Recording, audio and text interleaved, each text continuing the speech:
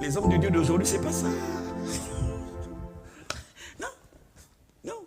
Je suis prophète parce que c'est un appel. Mais de formation, je suis un financier. Ex-banquier central. 2 fois chef d'entreprise. Oui. Et je suis toujours chef d'entreprise. Dans mes propres affaires. Donc, laissez. Donc, quand on est à l'église, oublie les diplômes d'abord. Parce que celui qui parle, il n'est pas sans diplôme non plus. Donc, laissez. Donc, je suis prophète par appel et financier de formation. N'est-ce pas? Good.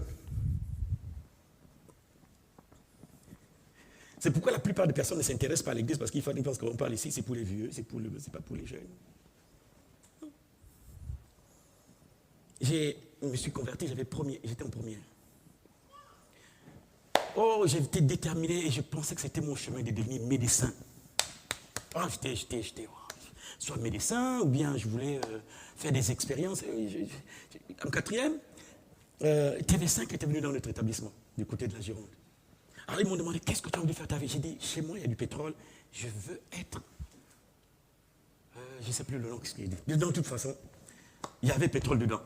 Bon, je ne sais pas comment, mais je n'ai jamais pris ce chemin pour le pétrole. Et ensuite, je me suis dit, pourquoi pas pilote de l'air? Pas parce que j'aimais les avions, mais j'aimais leur tenue. Tu vois, quand ils sortent là, tu vois, tu vois comment ils sortent de l'avion? Le commandant de bord. Et toutes les hôtesses, j'ai dit, ça là, ça c'est... Tu comprends? Et j'avais un oncle, vous voyez? Donc, un jour, je fais mon pays Paris, parce que à l'époque, on n'avait pas une ligne directe avec le Paris. Donc, on passait... Non, on n'avait pas une ligne directe avec le Maroc. Donc, de mon pays, on passait par Paris, et on redescendait vers le Maroc. Donc, je venais loger à Hilton, et ensuite, le lendemain, je prenais un avion pour descendre sur Casablanca. C'était long, hein? Mais c'était bien, parce qu'on passait par Paris, donc... Et puis, je priais pour que... tu vois, l'avion, parce qu'on avait 2 avions à prendre. Et j'ai prié pour que l'autre avion parte, comme ça, je dors sur Paris. Et ça marchait. Et on me dit, monsieur, vous serez logé au Hilton. J'ai dit, mais est-ce qu'on peut faire 2 jours au Hilton? Non, non, non. Demain matin, on prend l'avion. Bon, ok, on enjoy toute la nourriture qu'il y a.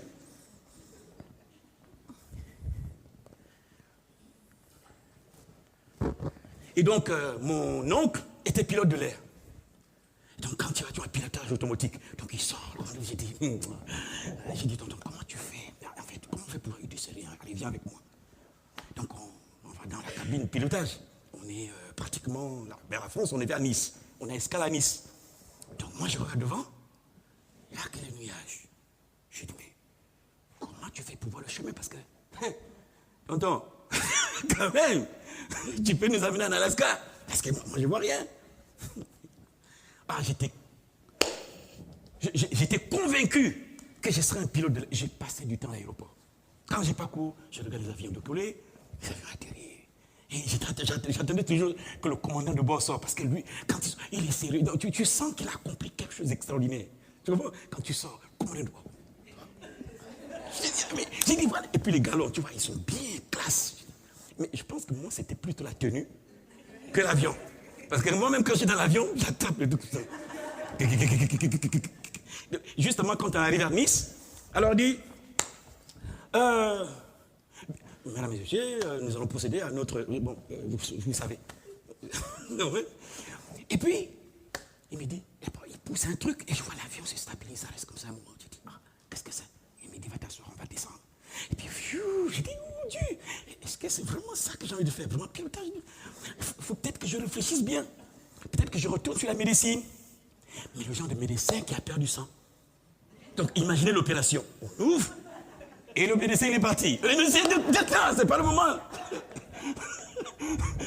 Mais si vous avez oublié, un ventre ouvert. C'est comme un ami, il a dit, moi, c'est sage-femme. Alors, moi, ça ne collait pas parce que sage-femme, femme, il y a femme. Donc, quand les femmes sont dedans, ça va. J'ai dit, mais en quoi ce monsieur? C'est une femme sage. Mais il dit, non, moi, c'est sage-femme. Donc, il est parti. Oh, c'est un bosseur. Le jour du premier accouchement, la sage-femme n'était plus. Donc, il me raconte, il dit, Dieu est miraculeux. J'ai dit, tu ne savais pas? Non, il dit, non, c'est à l'accouchement. Mais moi, lui, il a appelé. Heureusement, il y avait déjà un coup avec lui. Il a abandonné la femme qui a accouché. Il est KO. Maintenant, il a gradué. Bien, ça va, vous êtes avec moi? Oh, c'était pas ça le message. Il fallait vous décompresser un peu. D'accord? C'est important. On enseigne que tous les 15 minutes, la personne s'évade. Donc, il faut trouver un moyen tous les 15 de vous ramener. Afin de passer le message. D'accord? Good? Good. Comment atteindre le sommet de réussite? Sommet de réussite. Bien, vous devez comprendre, je vais l'expliquer. Le premier point, je n'ai pas beaucoup de temps, Sostène, tu n'as pas beaucoup de temps. Il te reste que 45 minutes, peut-être même moins. En 45 minutes, on peut faire beaucoup de choses. Le premier conseil, c'est valable pour les personnes âgées, mais c'est valable aussi, surtout pour les jeunes. Le premier conseil, c'est si tu veux quelque chose, tu dois apprendre. Il est important que tu prennes des risques pour la chose que tu veux. Je connais un frère qui aimait une sœur, et lui, il passait son temps à épier la sœur. C'est qu'il manque de courage, donc quand elle part à gauche, il à gauche. J'ai dit, mais à cette allure, tu seras plutôt garde-corps, mais pas marié hein, si tu continues. Hein. Parce qu'un autre frère peut passer là à côté, et la chope, elle est partie. Hein. Ça me rappelle une histoire. Une histoire, un apôtre. J'ai travaillé avec lui, un blanc, du côté de Salon de Provence. Alors, il me raconte l'histoire de leur vie. Ouais. Il me dit, tu sais, Sostène, moi, c'est au berceau que je l'ai reconnu. J'ai dit, apôtre, au berceau. Il dit, j'avais 3 ans. Et elle était là, tu vois, blonde dans le berceau. Et puis la fille, j'ai dit, mais apôtre, c'est pas possible. Ça s'enlève, non, ça, c'est pas normal. Il faut que tu enseignes dans l'église comment reconnaître sa femme dans le berceau. Mais exactement, il ne sait pas pourquoi il aimait ce bébé. J'ai dit, heureusement, tu n'as pas dragué le bébé parce qu'elle est frère. Et il la retrouve à 15 ans. Lui, il a 17 ans, elle a 15 ans. Et elle avec un malabar, un costaud. Donc, il y avait une fête. Et lui, c'est un homme de petite taille. Il est comme ça, il dit, mais c'est elle. Mais comment j'ai fait ce malabar qui est à côté d'elle, un homme musclé, costaud, grand. Il a volé la soeur, la fille. Et ils sont mariés depuis. Et depuis, à chaque fois, le malabar lui dit, tu vois, c'est ce que tu m'as fait. Ça fait des années qu'ils sont ensemble. Amen. Gloire à Dieu. Donc, le premier point important, c'est de prendre des risques. Tout ce que vous voulez. Beaucoup de personnes tergiversent devant ce qu'ils veulent atteindre. Par peur, par crainte de ce que les gens vont dire. Donc, pourquoi ce que les gens vont penser est tellement important? C'est vrai, c'est important, mais pas tout le temps. Parfois, vous avez quelque chose à atteindre et les personnes s'opposent. Pas parce que c'est mauvais ce que vous allez faire, mais parce qu'ils ne voudraient pas que vous y entrez. Ils sont peut-être un peu jaloux. Et puis, à force d'écouter les personnes, les conseils, c'est important. Mais trop de conseils, ça peut tuer le projet. Donc, si vous voulez atteindre quelque chose, prenez des risques pour la chose. Quand je suis allé voir ma belle-mère, alors, on venait de terminer nos études. Je crois que on devait dans les 22, quelque chose comme ça. Ouais. Donc, j'arrive chez cette dame, et elle ne savait pas que j'étais... Donc, chez nous en Afrique, c'est différent le protocole. Hein. Pour le mariage, le protocole est différent. Donc, j'arrive chez la maman. J'ai dit, maman, est-ce que je peux vous voir? Elle me regarde. Oui. Non. On était au Maroc, parce qu'on s'est rencontrés au Maroc. Elle est devenue chrétienne au Maroc. Donc, Dieu l'a visité dans un pays musulman. C'est magnifique. Au milieu de tous les Arabes, il l'a chopé. Il l'a récupéré. J'ai dit, Dieu, tu es trop fort. Tu vois. Donc, on arrive, on rentre au pays 4 ans après, 5 ans après.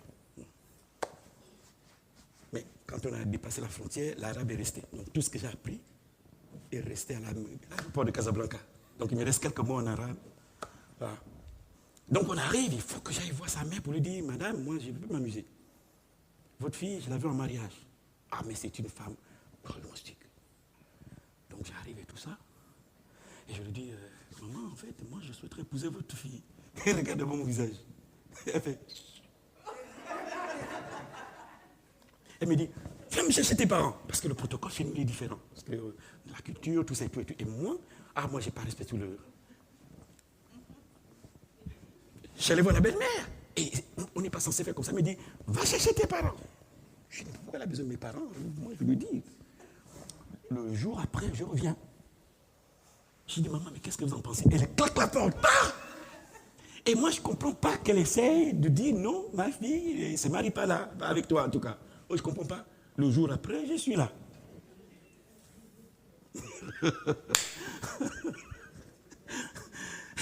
Donc, mes parents ne sont pas au courant de la démarche.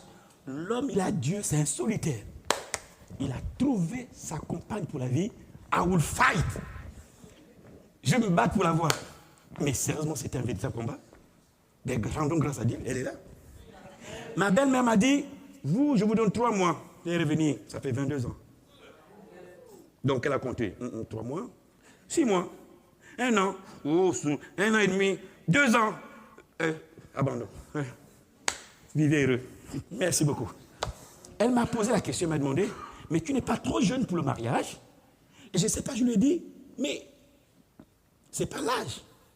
C'est peut-être la sagesse qu'il faut regarder, si j'ai la sagesse qu'il faut. Et puis j'ai dit à ma belle-mère, tu vois, on ne peut pas écrire sur le front de quelqu'un, mature. J'ai dit, grand-mère, et j'ai dit, maman, tu peux juste m'observer pour voir si je suis mature ou pas. Ah là, elle n'est pas aimée, c'est tout. Ça a enflammé. Ah, c'était chaud. Bien, j'ai pas ce passage. Mais ce qui est important, c'est que j'ai combattu et puis j'ai gagné. Donc, je me suis battu pour ce que je veux. Il y avait plusieurs hommes, et c'est moi qui l'ai pris. Plein de défauts. Je dis alléluia. Ah, mais il faut dire qu'il y avait des frères qui étaient mieux que moi, tu vois. Le Jean, quand il est habillé, je dis, lui, c'est un aristocrate. Mais moi, je viens, le gars, la chemise est là-bas, le jean est là-bas, tout ça, donc... J'ai pas le poids. Le gars, lui, quand il marche, c'est Smalto. Quand il parle, c'est Francesco Smalto, Ténéré, il est Paco Rabanne. Moi, c'est un tatoué. Il n'a aucune éducation parce que chez nous, chacun s'éduque. Et j'arrive. Mon premier jour de mariage, je n'avais pas encore compris que je m'étais marié et que j'habitais maintenant chez moi. Donc je reviens du travail, on mange. Et 21h, je soulève mon sac et je sors du portail, je m'en vais. Elle me dit, mais où est-ce que tu vas? J'ai dit, à la maison. Elle dit, mais monsieur, votre maison, c'est maintenant ici. C'est plus chez vos parents. J'ai dû réapprendre à vivre à côté d'elle. Elle est organisée. Et je rends grâce à Dieu parce qu'elle m'a donné personne. Moi, non. Je suis ici, chaussette ici, chemise. Elle était patiente. Elle me dit, tes chaussures, c'est ici. Tes chaussettes, c'est ici. Et mais comme elle aime arranger, un jour, je rentre du travail, elle a modifié. Le lit n'est plus au même endroit. Donc je suis fatigué, j'arrive, je sais que le lit est ici. Donc je jette le sac. Au moment où le lit n'est pas là. Donc vous pouvez imaginer ce qui s'est passé. On tournait des films chez nous. Mais elle a été patiente. Ah, ça c'est sûr. Parce que le sostène que vous avez maintenant, n'était pas comme ça. J'essaie de meubler ma vie avec l'athlétisme, avec les arts martiaux, tous les sports pour meubler ma vie. Donc parfois, moi, c'est comme une tempête. Je m'en vais, c'est fini. Elle m'attend et dit, calme-toi. J'ai dit, comment me calmer? Et même quand je suis attaqué, quand il attaque, moi, je suis dans tous les sens. J'ai dit, ma biche, laisse-moi là, je sens que... J'ai dit, calme-toi. J'ai dit, mais comment veux-tu que je me calme? Ça ne va pas. Une fois, on était volant, et je sens que je vais envoyer la voiture dans le... Elle me dit, calme-toi. J'ai dit, mais cette femme, je ne sais pas trop. Ok, je me calme. Calme-toi, calme-toi. Je ne savais pas me calmer. Donc, j'ai dû apprendre sur le chemin comment fonctionner, comment marcher. Donc, quand tu vas atteindre le succès, tu dois apprendre. Le Seigneur dit, fais attention au chemin par lequel tu passes.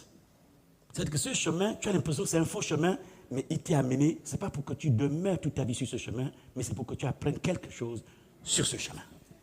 Dieu, peu importe là où vous êtes, Dieu sait là où vous êtes. Un jour, j'étais au Ghana, dans un pays anglophone. Alors, j'étais logé dans un hôtel, et puis cette nuit-là, j'avais un sommeil. Donc, je suis revenu à la réception, j'ai dit, mademoiselle, est-ce que vous avez de l'eau, s'il vous plaît? Elle dit, oui. Elle m'a pris de l'eau, je me suis assis, et j'étais là. Et puis, bon, j'ai fait la conversation, j'ai dit, mais comment vous sentez là, votre travail? Il dit, non, moi, vraiment, je veux quelque chose de mieux, j'ai pas envie de travailler là, vraiment, j'essaie de voir tout ça, et puis je la regarde. Elle était chrétienne. Cette chrétienne me dit oui. Et je lui dis, mais vous pensez que Dieu s'est trompé en vous mettant là? Il dit, parce que là, je m'en sors pas. J'ai dit, peut-être que ce n'est pas pour vous en sortir. sur le plan financier, mais il y a sûrement quelque chose à prendre pour votre chemin à cet endroit. Et vous n'avez pas observé. Et Dieu observe sur le chemin où je te mène. Aucun d'entre nous n'est perdu. Dieu sait exactement là où vous êtes. Et il sait exactement ce que vous devrez prendre sur ce chemin. Mais vous avez vu ça comme une fin. Vous n'avez pas vu ça comme un chemin. Et Satan a mis du temps sur ce chemin parce que Dieu sait que tu dois apprendre à cet endroit est important pour la suite. Du coup, il a du mal à t'amener plus loin parce que ce que tu dois prendre à cette étape, tu ne l'as jamais pris. Beaucoup d'entre nous, c'est ça. Et on peut appeler ça épreuve. Mais non, c'est toi qui as du mal à apprendre là où tu te mets. Et je lui ai dit, alors tu veux aller dans quelle entreprise? Il m'a dit, moi, c'est ici. J'ai dit, mais tu ne peux pas imaginer la grâce que tu as à la réception. Et il dit, comment ça, une grâce? J'ai dit, tous les ministres ici, tu n'as même pas besoin de protocole pour parler aux ministres. Tasse de thé, petit marché, tous ces chefs d'entreprise qui sont ailleurs passent chez toi et te parlent et tu ne sais même pas là où tu es. Oh. J'ai dit, toi, tu as envie de quitter cet endroit. Ce chef d'affaires, chef d'entreprise que tu vois ici sans protocole, forcément tu vas voir que ça, que cette secrétaire va dire, revenez dans 2 jours, revenez. Mais ici, il n'y a pas de secrétaire, il n'y a pas de... Tu as un endroit où Dieu te dit, mon fille, ces hommes, tu parles avec eux comme. Et c'est l'habitude d'être là. Déjà, ils te connaissent. La même chose, je préparais un atelier d'hommes d'affaires et j'étais du côté de... J'étais à Paris, je ne sais plus dans quel arrondissement, et je trouve un jeune qui servait. Et moi, j'aime bien les cocktails. Il m'a fait un cocktail, il est très gentil. Il m'a amené ça ici. Il m'a dit la même chose avec là. Il m'a dit là, c'est un truc saisonnier, moi, je cherche quelque chose de grand. Et je l'ai regardé, j'ai ri, j'ai dit, je t'ai vu discuter avec ces messieurs, tu sais qui ils sont? Il dit non, j'ai dit, il faut apprendre à t'intéresser aux gens. Ne sers pas seulement, cherche qui c'est. Peut-être que c'est ton prochain chef. C'est un endroit où tout le monde vient pour le café. Tout le monde. Tous les hommes d'affaires, les pauvres, les machines. C'est à toi de t'intéresser à tes clients. Intéresse-toi. Tu es mécanique. Monsieur, ça va. On ne sait pas, il peut engager nous. On cherche quelqu'un qui... Ça sort de là. Quand je crée ma première entreprise, je suis allé m'acheter soit au Fouguette. J'ai expliqué ça à beaucoup de personnes. Fouguette, Paris, Champs-Élysées. Une boisson. Et moi, j'ai rien du tout. Mais j'ai besoin d'une idée. Parce que la parole de Dieu me dit, si tu veux la sagesse, va t'asseoir là où se trouve les sages. Donc si je pouvais savoir les entreprises du moment, il fallait que je trouve là où ces hommes s'asseyent. Et quand ils parlent, moi j'écoute. Bon, j'ai investi dans un jus qui me vidait tout mon argent de retour. Et je pouvais rester là toute la journée assis. Ça défile, les Sarkozy, tous les hommes politiques que vous connaissez défilent là. Vous voulez que je sois où? J'ai des amis au quartier, mais quand je les regarde, on est pareil. Et non, il doit changer l'environnement. Parce qu'on est, oh gars, ça va, oh sport, allez, check. Oh, tu as pas une pièce là où j'ai dit ça là? Non. Je crois que l'entreprise, là, ils sont gentils. C'est des bons gars, c'est des gars bien. C'est des gars, vraiment, ils te soutiennent. Parce que, mais si je veux qu'on sorte de là, je dois faire un pas et m'asseoir avec les gens qui ont réussi dans le domaine. Savoir ce qu'ils savent. Je ne leur ai posé aucune question. Je me suis assis et je venais là tous les jours. Le peu que je recevais, je venais là tous les jours parce que je cherchais une information. Je sais que si je leur demandais alors qu'est-ce que vous avez pour l'entreprise ancienne, ils m'ont répondu oui, mais ils sont occupés. Je suis resté là. Et un jour, ils ont dit quelque chose. J'ai dit, c'est pas ce que je cherche. Je suis allé à la FNAC pour comprendre cette idée. Cherche. Et c'est comme ça que j'ai pris ma première entreprise. Si vous ne vous battez pas pour ce que vous voulez,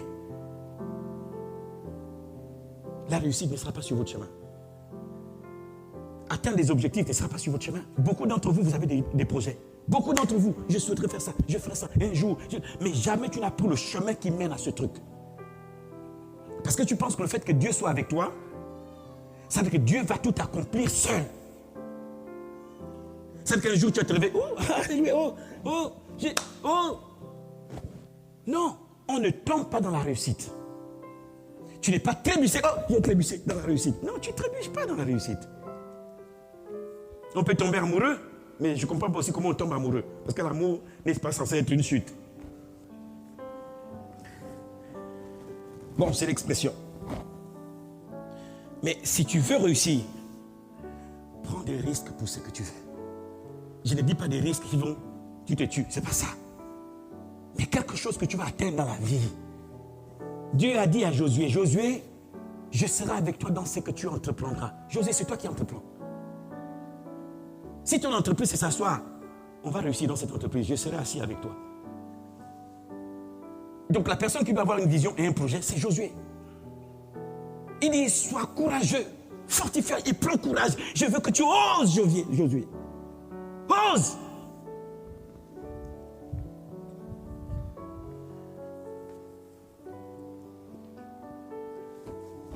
Le deuxième point, il faut accepter le changement. Beaucoup, on est dans un carré et Dieu ne peut pas bouger avec vous. On est coincé. C'est vrai que ce confort, c'est important parce que je maîtrise ça, c'est bon. Je suis dans une routine que je maîtrise, je suis là. Et puis, on veut des miracles. C'est ce qu'on veut. Le miracle, c'est quelque chose qu'on peut expliquer. Donc, c'est hors de la routine. Un miracle, c'est quelque chose non prévu là-dedans. Et même quand le miracle arrive, tu as du mal à l'accepter parce que tu ne le comprends pas. C'est pourquoi on l'appelle miracle, parce qu'il n'y a pas d'explication.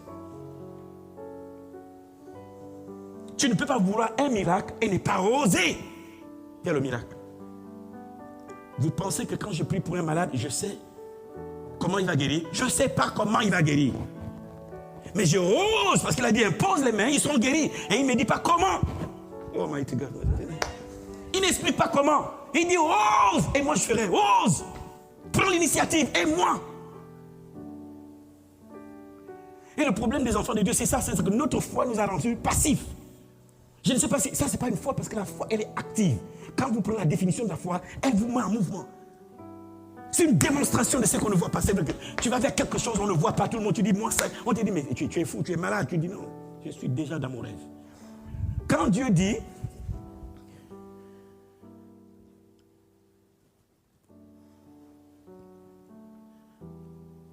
c'est en hébreu, dans la version hébraïque, il va dire,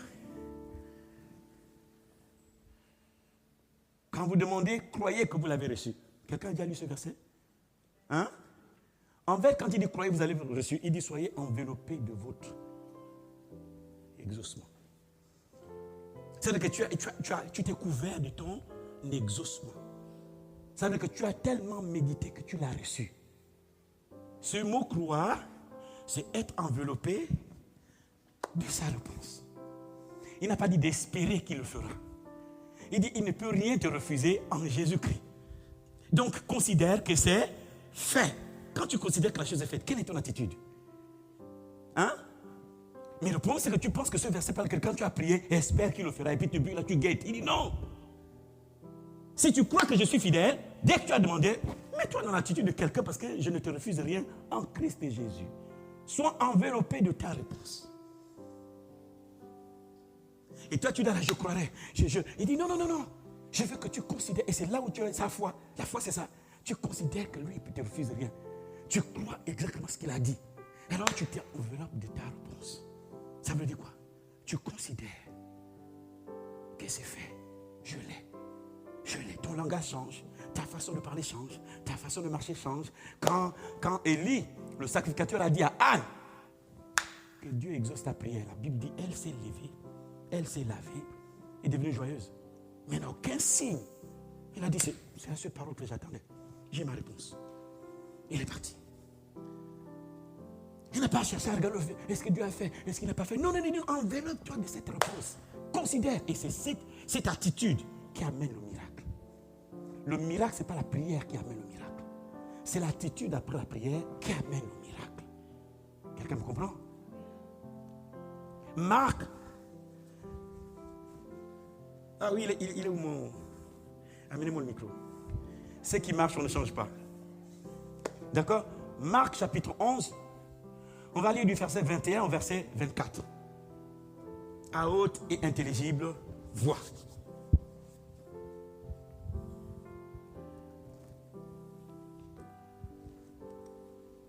Comment? Il y a un micro. Ah, ok. J'ai complètement oublié. Ok, vas-y. Okay. Pierre, se rappelant ce qui s'était passé, dit à Jésus, « Rabbi, regarde le figuier que tu as maudit a séché. » Jésus prit la parole et leur dit, « Ayez foi en Dieu.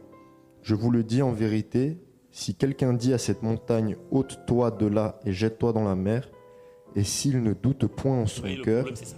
Le problème, c'est s'il ne doute point. Le problème, ce n'est pas la déclaration.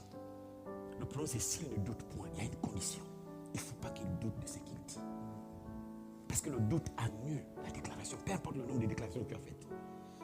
Et si un homme dit à la montagne, et s'il ne doute point, qu'est-ce qui va se passer? Oui. mais croit que ce qu'il dit arrive, il verra s'accomplir. C'est là où on nous dit, mais putain, je déclare, mais je ne vois rien. Parce que quand tu déclares, après, tu es dans le doute. Sera-t-il? Arrivera? Et ça viendra. Il dit, j'ai confiance en ce que tu dis. Il dit, s'il ne doute pas dans son cœur, mais croit que ce qu'il dit arrive, ça va arriver.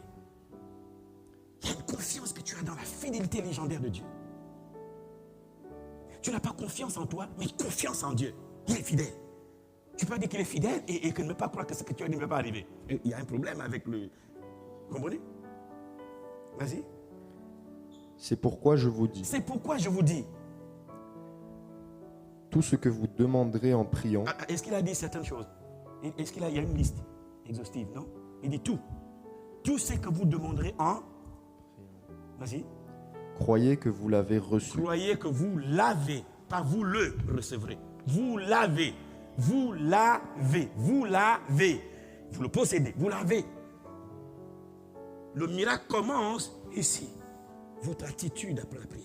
Quand tu as fini de demander, il y a une attitude à adopter. Et c'est là où vient le combat. Où le doute arrive, tu refuses le doute. Où le monsieur, tu refuses le doute. Il y a un combat avec le doute, avec l'inquiétude. Parce que l'ennemi va essayer de te voler le miracle. Et c'est là où beaucoup perdent leur miracle. Parce qu'après avoir déclaré, ou après avoir demandé, il appelle bien le Dieu fidèle, le Dieu d'Abraham, le Dieu... Tous les noms. Il dit, c'est pas ce qui m'intéresse. Si tu crois au Dieu de Moïse, quelle attitude tu auras, frère? Et c'est là où beaucoup d'enfants de Dieu ratent le miracle, ratent le machin, et ne voient pas la mère. Il dit, pourtant j'ai prié. Il dit, c'est pas la prière. On a entendu la prière. Ce qui ramène le miracle chez toi, c'est l'attitude après la prière. Il dit, dans tout ce que vous demanderez en prière, croyez que vous, ou bien je conduis mal ce verbe. Ce temps, c'est pas le bon, c'est pas le passé. Considère que tu l'as reçu. Ne dis pas considère que tu le reçois. C'est pas ça. C'est pas I receive. I have received. Donc c'est pas I receive. Non. Un jour, j'étais au Ghana et mon épouse, dans le processus où Dieu me formait, j'avais les bouteilles de gaz. J'étais allé chercher la bouteille de gaz parce que quand je quitte mon pays, je quitte la banque, et l'homme est dans un processus. Et vraiment, c'est la vallée de l'ombre, de l'ombre, et de l'ombre, et de l'ombre. Je n'ai pas de mots, mais de l'ombre. Donc ce jour-là, dans le petit endroit où on était, je suis allé acheter la bouteille de gaz. Et j'étais tellement fatigué. J'allais comme ça, et moi je me suis arrêté au bord de la route. J'ai dit, non Seigneur, moi je veux une vie meilleure et tout là. Et puis j'entends en anglais, take it for granted. Je ne sais pas ce que ça veut dire. J'ai soulevé mes bouteilles de gaz, je suis retourné parce que je suis dans un pays anglophone. J'ai cherché le dictionnaire. Take it for granted veut dire considère que c'est fait. Dieu me dit, il est bien vrai que tu es dans la vallée, mais considère que ce que je t'ai donné. Enveloppe-toi de cette réponse. Je change d'abord. Avant de changer l'environnement, c'est moi qui change d'abord les scènes. C'est pourquoi tu ne peux pas changer d'environnement avant d'être changé toi-même. Si tu veux changer les choses dans ton foyer, sois quelqu'un qui est changé. Je ne peux pas demander à mon foyer de changer alors que moi, je n'ai pas changé. Parce que l'environnement suit mon comportement. C'est moi qui change d'abord et ensuite je change les choses. Donc quand Dieu te dit prie, mets-toi dans la posture de quelqu'un qui a reçu et la nature elle suit. Et l'environnement suit. Mais nous, je ne sais pas, et ça a du mal à sortir de la tête des enfants. Croyez et vous recevrez. Cherchez et vous trouverez. Ça c'est bien. Mais il y a des chercheurs qui cherchent et ne trouvent jamais. Tu es un chercheur qui trouve ou un chercheur qui cherche? Je ne sais pas si ça dit, mais il y en a qui cherchent. Dans un certain pays, j'ai vu les chercheurs. J'ai dit que non, on ne lui donne plus la prime de recherche. Mais depuis là, vous ne trouvez rien. Même les gens sont fatigués. Ils disent, mais à quoi sert cette prime si vous ne trouvez rien? Il y a des chercheurs qui cherchent, mais qui ne trouvent rien. Quelqu'un me comprend? Il n'a jamais dit demande.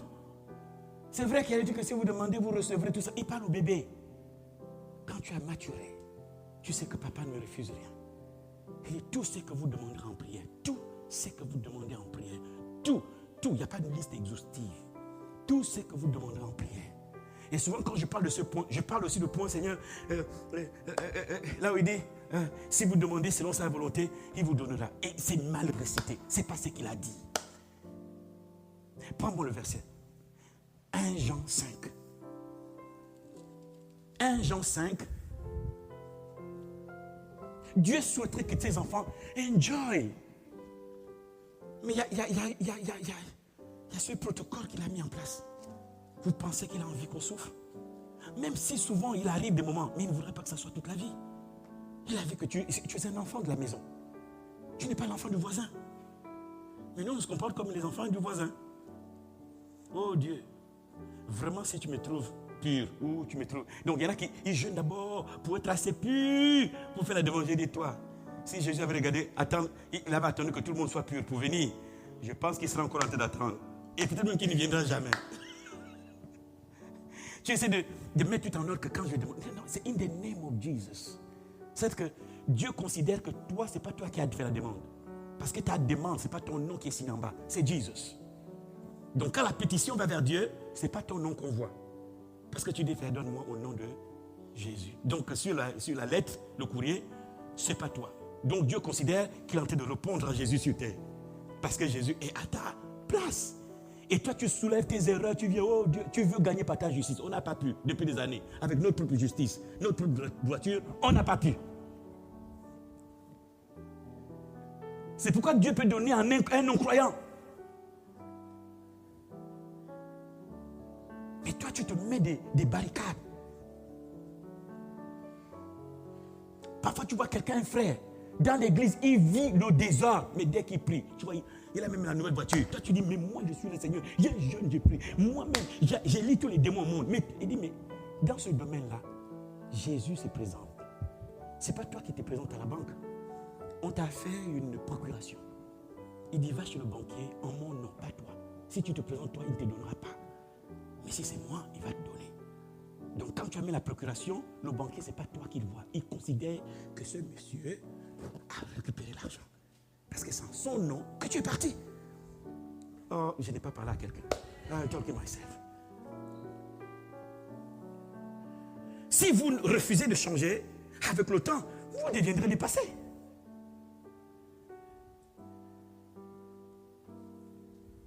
Et monsieur, à l'époque, il était spécialiste en réparation R4. Il est forcé de se souvenir de la R4. Ce petit toutou là. À l'époque, c'était une grande voiture. Parce que j'ai lu l'histoire un peu. On dirait que c'est peut-être Renault qui commençait comme ça par R4, je ne sais pas trop. Mais j'ai lu l'histoire. Je voyais ce petit truc là comme ça, blanc, je ne sais pas trop. On dirait que c'est avant même lui de finir l'époque de l'Unfit, on dirait. Parce que ce truc là, je ne sais pas à quelle époque c'était. Mais le monsieur était spécialiste de réparation de la R4. Toutes les personnes qui avaient des pannes dans leur voiture venaient chez ce monsieur. Mais il a oublié que le monde évoluait. Et les constructeurs automobiles allaient modifier la voiture et tout le reste. Au point où il ne sait pas, vous voyez, il n'y a pas eu de recyclage. C'est pas recyclage de moment. C'est quoi là? Il aurait dû faire la mise à jour des informations dans le domaine. Je crois que c'est mieux, j'en prends chez les informaticiens. Il fallait une mise à jour. 20 ans après, il s'est retrouvé dépassé. Plus personne n'avait la R4. Il n'avait pas appris à réparer les nouvelles voitures qui arrivaient. Mais c'était un bon mécanicien. Mais il est dépassé par l'évolution.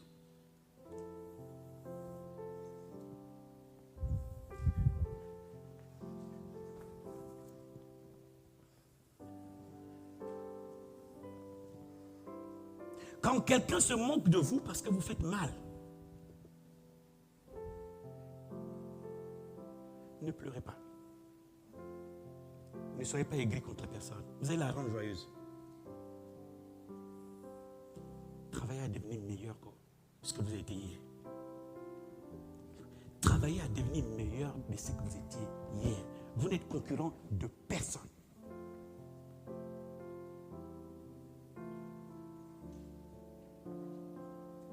Lorsque quelqu'un se moque de toi parce que tu ne progresses pas correctement, tu n'évolues pas correctement, ta vie ne rentre pas correctement, ne pleure pas.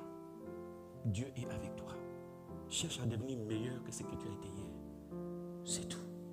assure-toi que tu progresses avec le Seigneur dans les domaines. Pour arriver à un endroit dans ta vie où tu es, c'est là où je veux l'atteindre. Tu es joyeux, toi et le Seigneur. Si tu ne fais pas ça, il y en a qui font exprès parce qu'ils peuvent trouver que à force de te faire du mal, eh bien, tu stagnes. Et tu passes plus de temps à pleurer qu'autre chose et tu oublies que tu dois progresser, atteindre ce que tu veux atteindre. Tu leur donnes du plaisir. Il y en a qui sont contents. Quand tu es comme ça, tu as vu, c'est ce qu'on a dit, tu as vu, hein? Ah, tu as vu. Qu'est-ce que je te disais? Maintenant, quand tu parles, les gens, tu es dans la vallée. Et ça, tu ne dois pas oublier que Dieu est avec toi. Dieu est avec toi. Ce n'est pas les pasteurs, les gens parlent mal de toi et se moquent de toi que Dieu n'est pas là. C'est à toi de comprendre, il est avec moi. Je marche à ma vitesse. Souvent, je prends cette histoire de Noé avec les animaux. Ils ont une semaine. Dieu dit à Moïse, à Noé, que dans une semaine, je vais faire pleuvoir. Les animaux, mais comment donner une semaine à la tortue et au guépard? Mais j'ai dit, mais tu n'as pas bien vu. Tu aurais dû donner un mois à la tortue pour dire, tortue, tu engages la course depuis un mois. On espère. Le guépard, tu lui dis une semaine. Il est arrivé même le même jour ou dans 3 jours. Mais Mr. Tortue, on lui a donné 2 semaines. On lui a donné 1 semaine. Ça voudrait dire que Dieu a donné les 1 semaine pas en accord avec la vitesse du guépard. C'est en accord avec la vitesse de la tortue.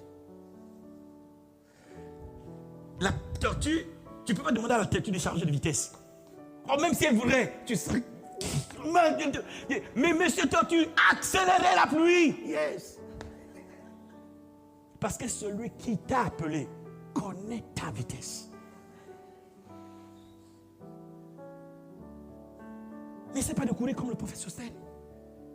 Cours à ta vitesse. Rassure-toi seulement que tu arrives. C'est tout. Avant la pluie, Mr. Tortue était dans la rue. N'essaie pas d'imiter les autres. Tu peux apprendre des autres. Mais n'essaie pas d'être comme eux. Prends ton couloir et focalise-toi sur ton couloir. C'est ce que je peux accomplir, alors je l'accomplirai. Il y a des gens qui ne comprendront jamais ta vie jusqu'à ce que tu réalises la chose. Quand tu réalises, je dis, donc c'était ça. On n'a pas vraiment compris, tu allais dans tous les sens. Il dit, c'est ça là que j'ai fait. Mais si vous n'y arrivez pas, si vous n'atteignez pas la chose que vous voulez atteindre, les autres ne comprendront pas jusqu'où Dieu voulait vous amener. Et peut-être que le message qu'ils doivent comprendre est à la fin. Parce que nous sommes une lettre écrite de Dieu. C'est que ma vie est un message. Donc au départ, les gens ne comprennent pas parce que lui, il écrit droit avec des lignes courbes. Donc personne ne comprend ma vie. Jusqu'à ce que j'arrive là où Dieu, il dit, mais donc c'était ça. Maintenant on comprend. On vient tous en Christ. Tout le monde. Parce qu'au départ, quand Dieu écrivait, il n'arrivait pas à suivre. Donc si vous atteignez l'objectif, Dieu réussit. Vous réussissez, Dieu aussi, dans son plan. Quelqu'un me comprend? C'est des conseils. Si vous êtes dans un domaine, supposons, vous êtes dans un travail, vous avez des collègues, et il semble que vous êtes en concurrence. Ne soyez pas en concurrence avec eux. Devenez meilleur. Voyez dans quelle mesure vous pouvez devenir meilleur dans ce que vous faites. Quand j'ai commencé à la Banque centrale, j'ai trouvé une dame aigrie. Chef de division. Je crois que à l'époque c'est comme ça, je ne sais plus comment. Chef de division de ce département. On me dit c'est ma responsable de stage. Mais elle était comme une tempête. Oui, vous les nouveaux, quand vous arrivez, après vous devenez des chefs. J'ai dit, mais qu'est-ce qu'elle a cette dame? Elle est devenue chef. Madame, vous avez, combien d'années elle avait déjà? Il avait une 20aine d'années dans la banque. Et moi, je suis un stagiaire. Ok, on n'entend plus?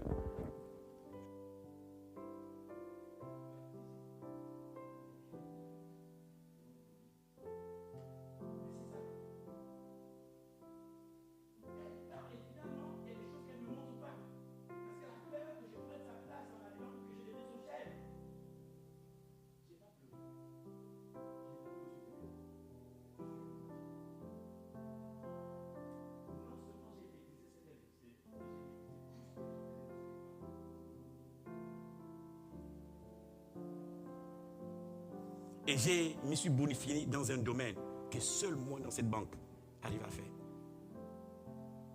Et je suis devenu incontournable dans ce domaine. En 9 ans de banque, je n'ai eu que 2 semaines de vacances.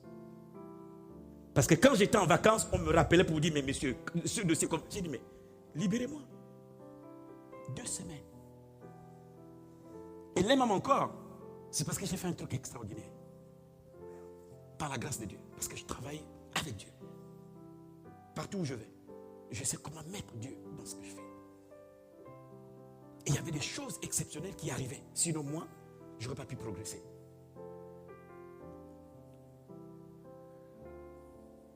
Et ils savaient tous que j'étais enfant de Dieu. C'est très important. Devenez meilleur à votre poste. Vous devenez incontournable dans le poste. On ne peut pas parler de ce poste-là sans parler de vous.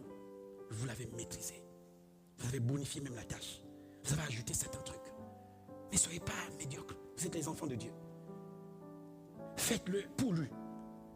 Pas seulement pour vous. Parce que si vous le faites pour vous, c'est bien. Parce que vous-même, vous serez content de ce que vous aurez fait. Mais Dieu est content aussi. Devenez meilleur dans votre domaine. Devenez excellent dans votre domaine. Ne dites pas que je travaille ici, c'est juste pour l'argent. Parce que Dieu utilise les fonctionnaires dans l'administration. Ceux qui travaillent dans l'administration, Dieu te bénit par le service.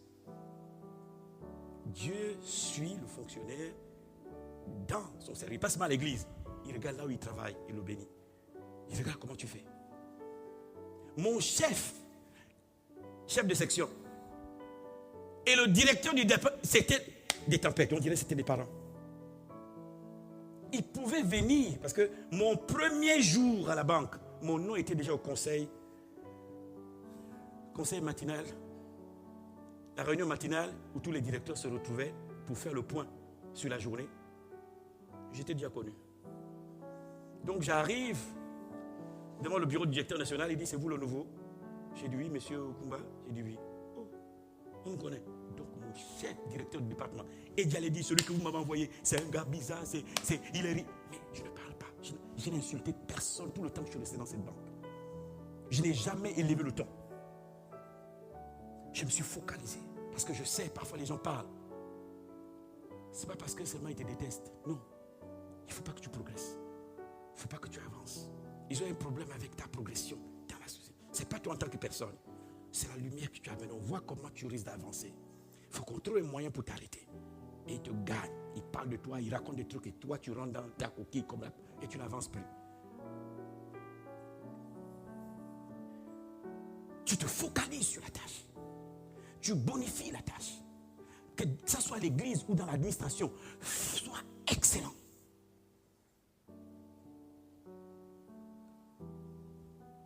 Que tu travailles ici, dans l'église, ou encore dans l'administration là-bas, tu travailles pour le Seigneur parce que tu le représentes là où tu es.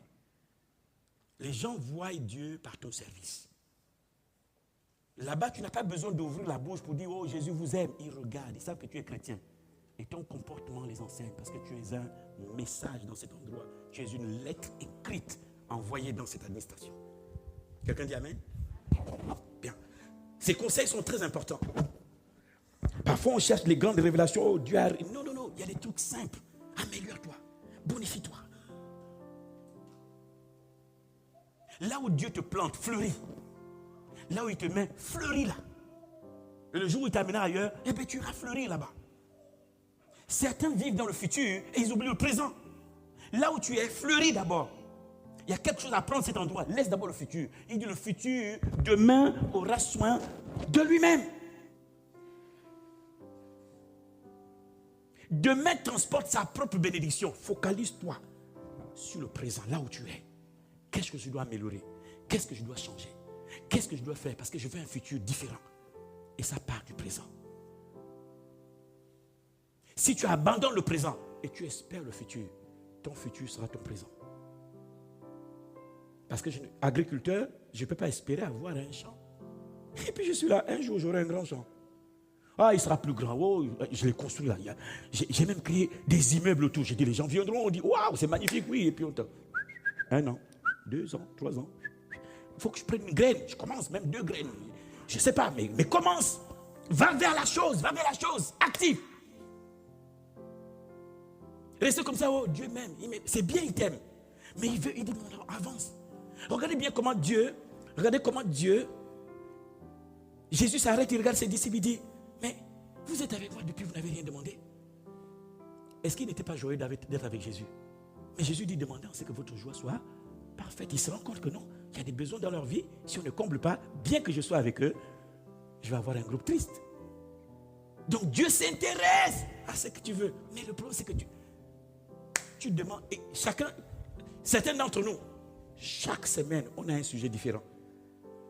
Et si on te pose la question sur le sujet il y a 3 semaines, tu ne te rappelles plus. Mais Dieu dit, mais cet enfant-là, il jette les graines en désordre, ça pousse chez les voisins. Mais c'est pas ça. Prends un truc, un bloc, non, j'en sais rien. Marque le sujet.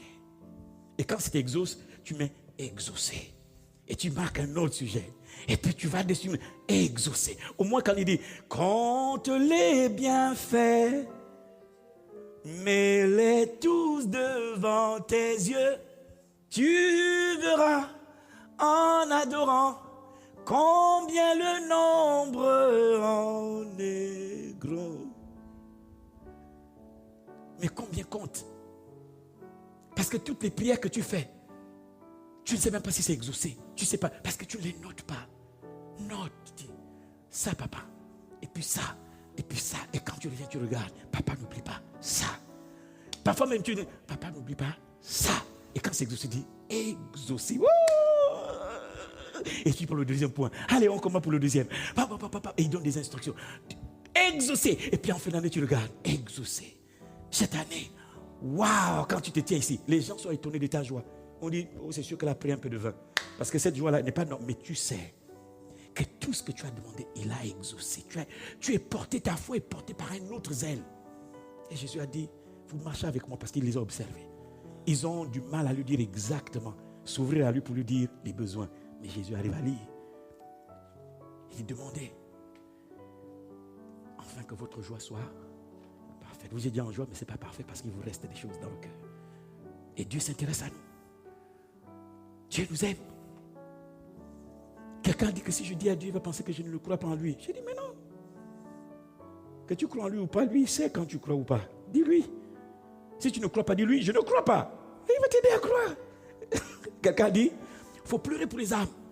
Et si tu n'arrives pas à pleurer pour les âmes, pleure parce que tu n'arrives pas à pleurer pour les âmes. Je dis, donc maintenant, ton sujet, c'est maintenant, Seigneur, je n'arrive pas à pleurer pour les âmes. Aide-moi à pleurer. C'est très important. Dieu se réjouit de nous voir heureux. Et je vous dis la franche vérité.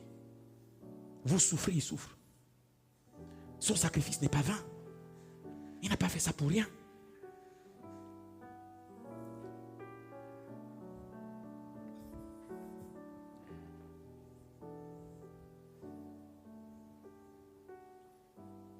Ah ouais, mon temps. Bon, je n'ai plus rien, j'ai plus grand chose à dire. Aujourd'hui, c'était les conseils. 3e conseil, non. Ouais. Bien sûr, je l'ai déjà dit, mais continuez à innover. Regardez, est-ce que dans ce truc-là, je ne peux pas modifier la façon de faire? Est-ce que c'est pas rendre ça meilleur? Faites-le pour vous, pour votre bien. Pas forcément pour tout le monde. Mais si tout le monde aime ce que vous avez fait, gloire à Dieu. Épanouissez-vous dans ce que vous faites. La concurrence, c'est la concurrence. Ils vont tout faire pour que vous ne... Parce qu'ils veulent soit votre poste, soit ils veulent un poste plus élevé. Donc ils vont s'arranger à ce que votre témoignage... Mais vous, laissez votre travail vous défendre dans l'excellence, l'innovation, améliorer, bonifier. Ils vont dire, c'est vrai qu'on ne l'aime pas, mais si on l'enlève, qu'est-ce qu'on fait? Là, c'est bien. Parce que je ne suis pas venu pour que vous m'aimiez. Parce que parfois, on va dans le travail, il faudrait que le directeur général nous aime. Ce n'est pas les services sociaux là-bas. Là-bas, c'est un lac de crocodile. Celui qui peut prendre ta place, il va la prendre. Donc, j'ai dit, ma femme, aime-moi. S'il y a un parent qui m'aime, tant mieux. Là-bas au travail, c'est la conquête. Chacun veut la promotion. Parfois, c'est ton propre ami. C'est lui qui a dit, moi je suis avec, fais pas confiance. Et tu entends que c'est lui qu'on a promis. Tu dis, oh, c'est Dieu qui a fait ça. Mais lui, après tu apprends que c'est lui qui est allé parler, tout ça. Tu dis, oh, donc ici, ami, oh, dis donc, va faire ton travail et laisse-toi, tes parents, ta femme t'aimer. Parce que là-bas, même, les gens autour de toi veulent ce poste.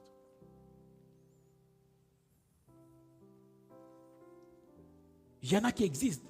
Tu peux avoir des gens qui se disent, non, à ce poste-là, monsieur le directeur, c'est cette personne. Tu peux en trouver comme ça. Mais tu n'attends pas forcément que tu trouves ça dans toutes les entreprises. Parce que là-bas, c'est la conquête. Tout le monde veut progresser. Tout le monde veut le poste de quelqu'un. Hein? C'est une émission comme ça, où chacun veut son poste, ou qui veut son poste, je ne sais pas. Hein? C'est là-bas, c'est tout le monde veut prendre sa place. Donc, enfant de Dieu, on doit être stratégique. Il ne faut pas aller, comme Dieu avec moi, tu vas t'être baissé. Non, il t'a laissé le cerveau. Assieds-toi et réfléchis, et il mettra des idées. Pendant que tu réfléchis, il te met des idées. Soyons meilleurs là où nous sommes, dans ce que nous faisons. Soyons meilleurs. Le troisième conseil, on va vers la fin du conseil. Le troisième conseil, l'âge n'est qu'un nombre. C'est nous qui voyons que nous avons plus de l'âge. Dieu, il ne voit pas. S'il ne peut pas demander à Moïse à 80 de dire on commence, allez, ton œuvre commence. Depuis que tu es né, tu fais n'importe quoi. C'est maintenant qu'on commence. 80, l'âge où les gens font le bilan de leur vie. Il dit, la tienne, on commence. Dieu n'a pas un problème avec l'âge. C'est nous qui avons un problème avec l'âge. On ne peut pas déterminer la vieillesse d'une personne à partir de sa naissance. On la détermine à partir de sa mort. Parce que tant que tu n'es pas mort, on ne sait pas jusqu'où tu vas. Et si tu mourais à 120 ans, tu penses que 80, c'est vieux? Mais quand même, je ne sais pas qui nous a appris ça. C'est à la fin de ta vie, on mettra, il a vécu. C'est à partir de ce moment que donc il a été vieux ici. Mais avant ta mort, on ne sait pas quand est-ce que tu pars. Donc on ne peut pas déterminer. Peut-être que mes 80, tu es encore jeune. Et toi, tu ne sais pas. Et tu commences à faire le bilan. Dieu dit, non, Abraham, on a prévu 140 ans.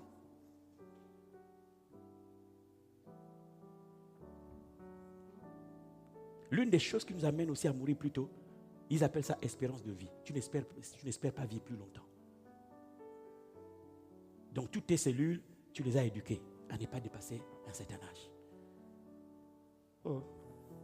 Dis-moi, je ne mourrai pas, je vivrai. Je raconterai les œuvres de l'Éternel. Bien sûr. Nous disons bien espérance de vie, mais tu espères vivre combien de temps? Et toi, tu dis, oh, moi, 90, j'ai dit, Seigneur, même si je dois être le plus vieux ici, Dieu sera le vieux, le sage, la barbe comme ça, et les enfants, vous savez, en 1900, nous sommes en 1500, nous sommes en 2000, en 3000. Il est devenu le plus vieux de tous les vieux. Et moi, j'ai dit, je garde les archives. Et je cite tous les présidents qui sont passés, tous les hommes qui sont passés. On me dit, bon Seigneur, est-ce que je ne peux pas aller là-bas vivant? Moi, je n'ai pas peur de demander à Dieu des trucs. Bon, s'il donne, gloire à Dieu. S'il donne pas, gloire au Seigneur. C'est lui Dieu. Mais pourquoi moi, je vais me restreindre, moi? L'âge n'existe pas. Quand vous naissez de nouveau, quand est-ce que vous êtes né de nouveau? Vous avez été réactualisé. Oh. On dit nouvelle création. Créature, bébé. Et Dieu t'enseigne. On marche comme ça. Tu es une nouvelle personne. Tu es une nouvelle création. Tu n'es pas déterminé par le temps humain. Tu es déterminé par le temps de Dieu. Dieu dit à Abraham, Abraham, tu as quel âge? 75 ans. Il dit, allez mon petit, on s'en va. On s'en va où? Et désert, il n'y a pas de voiture, il n'y a pas d'avion. Et placata. Et c'est pas même pas qu'il prend le cheval, il va vite. Non, il y a les bœufs, il y a les vaches, il y a Sarah, il y a l'autre. L'autre a dit ici, mon oncle, ici, la vie, elle est terne. On y va. Et il suit son grand-père. Et voilà, les parents ont dû dire, parce que je crois qu'il s'est mal séparé d'avec ses parents, parce qu'on n'entend plus parler de son père. Il a dû dire, papa, il a pris du temps pour s'émanciper, parce qu'il habitait chez papa, 75 ans. On a mis à la porte, il dit, Dieu a dit, Abraham, sors de là. Va un peu te balader vers, je ne sais pas trop, mais va. Mais où? Va seulement, sors. Donc, sors d'abord. Il est sorti. Et ensuite, quand Dieu te demande de faire quelque chose, peu importe ton âge, il faut comprendre qu'il veut que tu vives plus longtemps pour cette chose. À peu importe l'âge, même si tu es déjà sur le lit, il te dit, ma fille, je veux que tu me réalises ça. Mais papa, I'm moving. You know, you are not moving, you are viving. Allez, reste tranquille, allez, lève-toi là, allez, même avec le bâton. Hey, vous savez, Dieu vous aime. Il dit, fais ça jusqu'à. Et je te donnerai la force pour. C'est nous qui nous limitons aussi.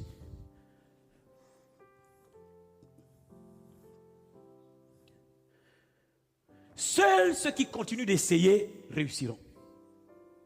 N'essaie pas une fois et espérer réussir. Souvent, un jour, j'ai fait une recherche de tous les hommes, tous les chrétiens qui ont réalisé des choses dans le monde. J'étais ébloui. Et ce n'est pas enseigné à l'église. Nous avons l'impression qu'on n'a pas de repère d'un chrétien qui a réussi. Ils sont nombreux.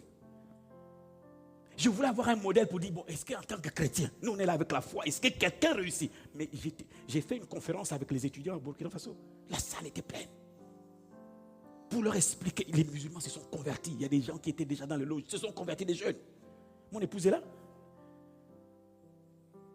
Quand je leur expliquais, tel homme a fait ça, tel. Les gens ne savent même pas que Blaise Pascal était un chrétien.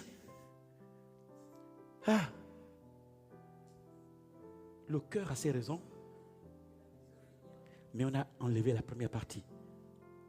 Parce que Blaise Pascal parle à un jeune dans la foi appelé Hertz, allemand. Et il encourage Hertz qui a fait les ondes hertziennes de la radio. Il dit, c'est le cœur qui sent Dieu et non la raison. Parce que la raison, le cœur a ses raisons que la raison ne connaît pas. C'est le cœur qui sent Dieu et non la raison. Il parle à nous. J'étais choqué, j'ai dit, mais c'est pas possible. J'étais galvanisé, donc j'ai des modèles, il y a des gens avec Dieu qui ont réalisé les choses. I can!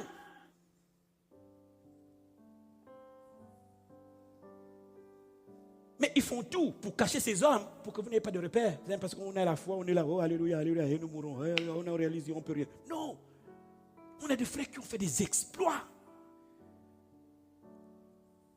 Il y a deux hommes qui nous ont amené l'ampoule. L'un a créé l'ampoule, l'autre a créé le filament. Et tous étaient chrétiens. Et cette histoire est cachée. Edison, quand il crée l'ampoule, c'est la base d'une révélation de la Bible. Il vivait par la paraffine à l'époque. Et il me dit la parole, quand je découvre ça, il dit, par ta lumière, nous voyons la lumière. Il lisait les psaumes, il dit, qu'est-ce que ça veut dire? On dirait que Dieu veut me dire quelque chose. Qu'est-ce que c'est? Et il va essayer de saisir la pensée. Il va échouer 1000 fois. C'est la 1001e fois que ce truc qu'on a existe. Seuls ceux qui n'essayent pas ne réussiront pas. Ceux qui ne continuent pas d'essayer ne vont pas réussir. Thomas Java Edison. Pourquoi j'amène ça ici? Je crois que j'ai le bon peuple à qui parler, n'est-ce pas? Vous avez dit qu'on n'a pas, oh Dieu, fait, et puis tu regardes, est-ce qu'il y a quelqu'un qui a réussi? Est-ce qu'il y a quelqu'un qui a réussi? Ils sont nombreux. Colgate, né de nouveau. Certains connaissent Caterpillar, né de nouveau.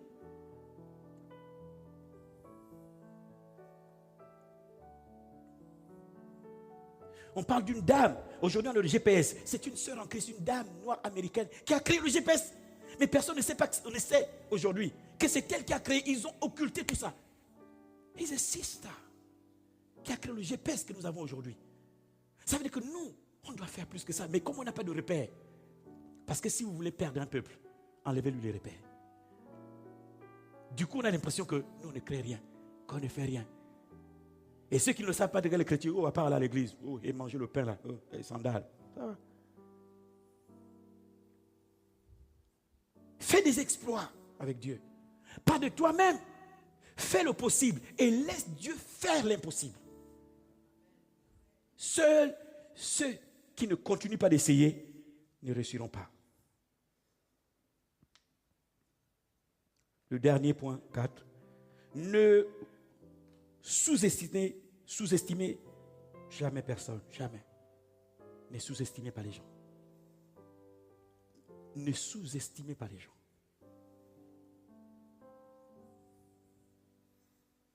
J'ai pris ces points sans me mettre les versets parce qu'on est oublié, la verbe, et on reste. Non, dans la vie, il y a des points, tu te focalises, tu as un but à atteindre, toi et ta femme.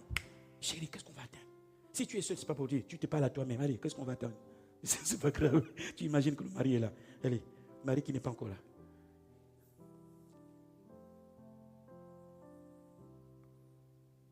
Et tu t'assois, tu listes, Seigneur, cette année.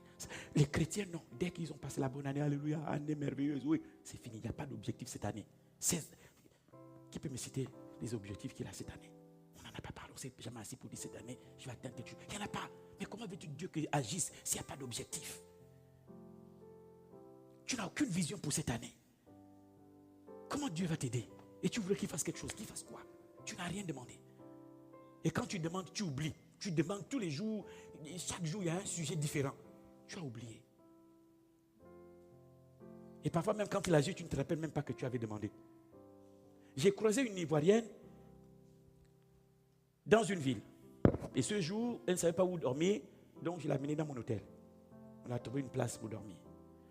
Et puis, on s'est retrouvés à un moment donné, parce qu'après manger, tout ça là, et puis elle parlait, elle dit, prophète, je rends grâce à Dieu parce que vous êtes là. Aujourd'hui, là, vous allez régler mon problème. J'ai dit, mais c'est sûr pas Dieu.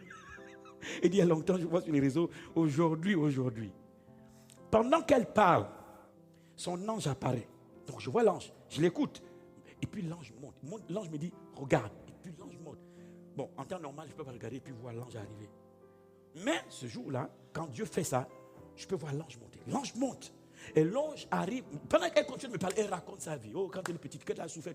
L'ange monte. Et je vois l'ange arriver devant le trône et il prend une pancarte. Et il me montre la pancarte comme ça. La prière qu'elle a faite il y a 20 ans. Elle a oublié, mais ça avait été accepté. Et elle va dans la vie parce qu'elle n'a jamais considéré. C'était une prière importante, mais elle n'a pas considéré que Dieu avait entendu. Elle est partie dans tous les sens. Et l'ange me montre et je vois bien que ça fait 20 ans qu'elle a demandé pour son mariage. Et puis je dis, il y a 20 ans, as-tu fait une prière pour le mariage? Elle dit oui, ça fait. J'ai dit, c'était même ma fille. C'est exaucé. Elle est mariée 1 an après. Mais ça fait toutes ces 20 ans qu'elle se casse la tête. Mais Dieu a aidé. Du coup, elle a même changé de prière. Elle était déjà, oh Dieu, celui qui vient, je chope. Allez, elle était maintenant à shop line, shop. Elle avait le caddie. Shop. On trie. J'ai dit non, attends. Ça fait longtemps que tu as prié et tu as oublié.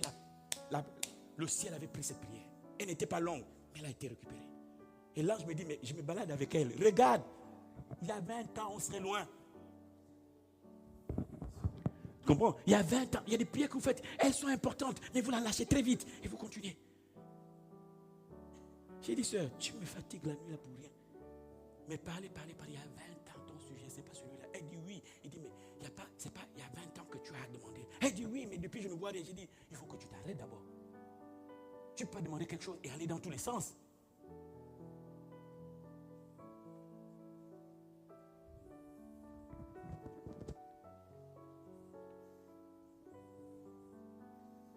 On va rendre grâce à Dieu. Ici, aujourd'hui, c'est des conseils. Seuls ceux qui ne continuent pas d'essayer ne réussiront pas. Dieu ne te promet pas de réussir au premier coup. Mais il veut que tu apprennes pour que tu deviennes quelqu'un capable d'enseigner aux autres. Parce que tes échecs ne sont pas des échecs. Tu vas devoir explorer les différentes façons pour résoudre ce problème. Il y a une sœur qui m'a dit, quand on t'écoute, c'est ma fille, elle m'a dit, quand on t'écoute, on sent l'expérience. Parce que je me suis beaucoup cogné la tête. Beaucoup. Mais aussi, je m'arrête, j'ai dit, mais pourquoi? Parce que j'ai fait des défis à Dieu. J'ai dit, pourquoi ça c'est comme ça? Why?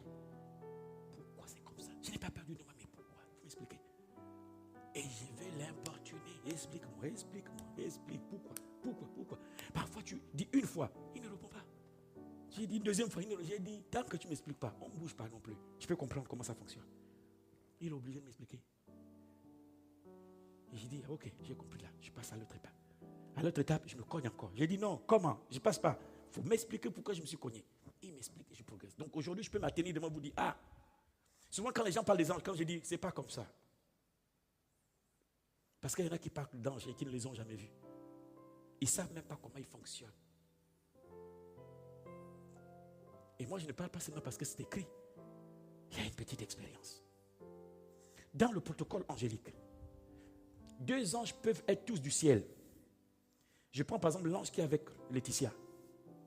Et que Dieu va envoyer un autre ange pour une mission chez Laetitia. Cet ange qui vient du ciel ne va pas directement chez Laetitia. Il est obligé de s'arrêter chez l'ange qui gère Laetitia.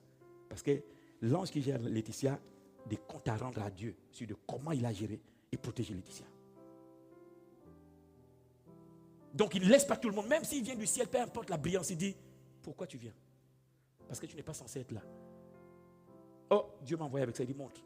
Ok, vas-y. Il y a un protocole. Alors je ne comprends pas pourquoi les démons dépassent vos anges et arrivent à vous. Vous avez sûrement gaspillé le protocole. Il y a un protocole.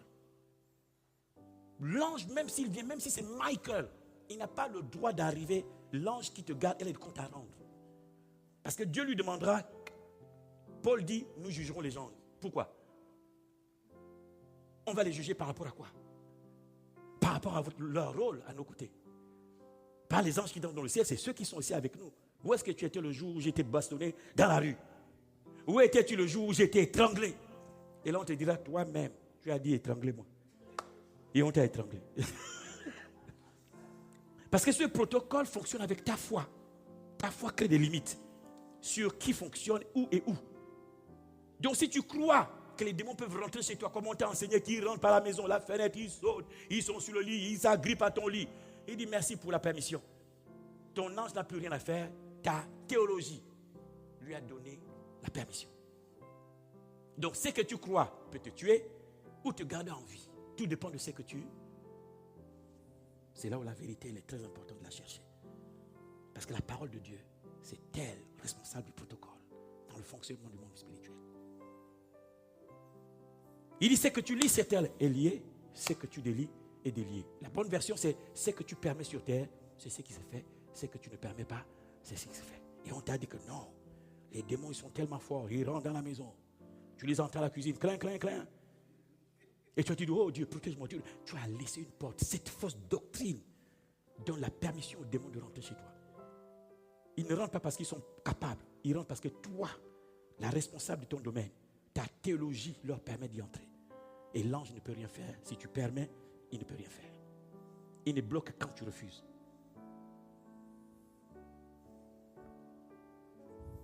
C'est ça.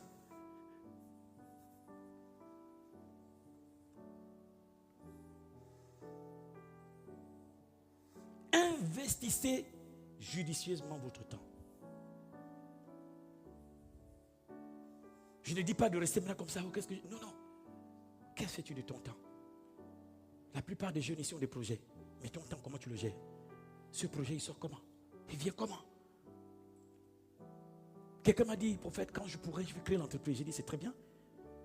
Et combien de temps dans la journée tu donnes à cette pensée? Combien de temps tu restes devant ta petite table avec le projet? Tu lui donnes combien de temps pour qu'il grandisse, pour qu'il mature, pour sa réalisation? Jamais tu n'y vas. Tu attends seulement un jour. Et un jour, ça n'a pas de date. Tu remets à demain à chaque fois ce que tu es censé faire aujourd'hui. Là, je vous ai parlé sans mettre trop de versets. Parce que nous, à l'église, on pense que non.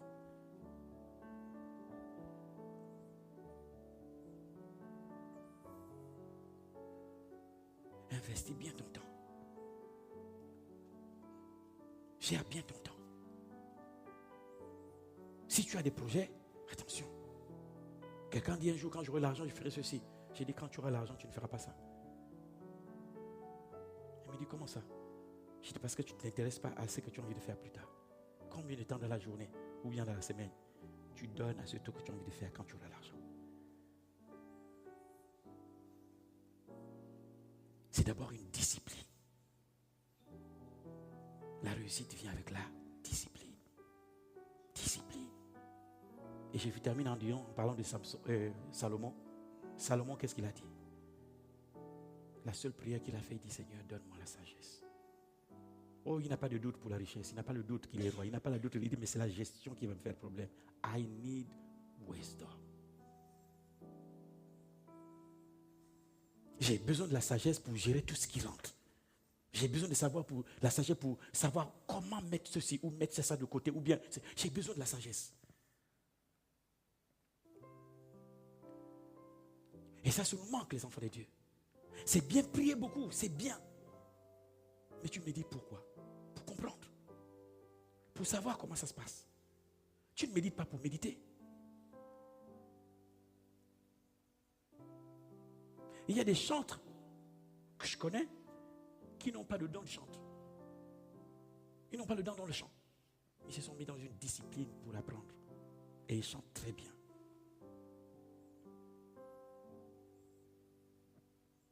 Et la plupart des gens qui ont le don négligent la discipline autour du don. Parce que le don sans discipline, il vous détruit.